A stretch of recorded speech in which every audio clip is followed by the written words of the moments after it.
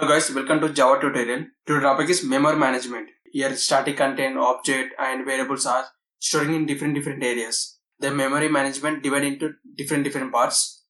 First, heap memory, stock memory, method area, PC register and native method stock. First, heap memory used to store the object, and stock memory it is used to store method calls, local variables and reference.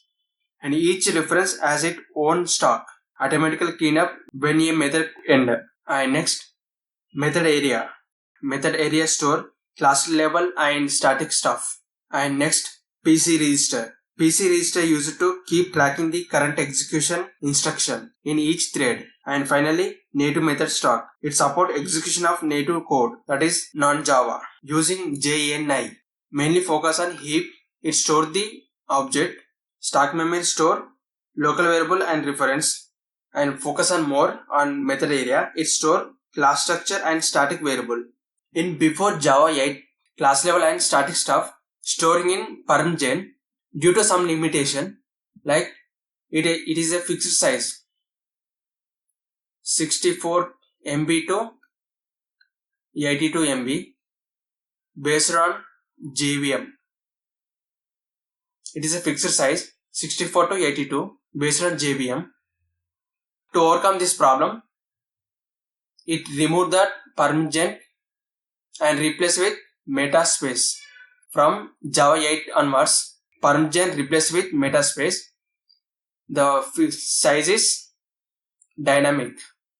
It stores metadata, class level, static stuff. The diagram, it heap. The heap memory contain string, constant pool, and it store object. And next, method area. It is a concept and it implement by PermGen, permanent generation, and it removed Java 8 and replaced with Metaspace. It store class level and static content.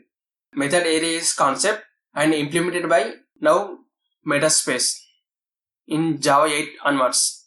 One more stock. It used to store local variable, reference and method calls and PC register. It used to keep tracking current execution instruction. Native method. It stored non-Java.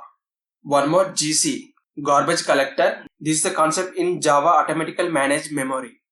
It used to remove unused object. Garbage collector called finalize method to clean up the resource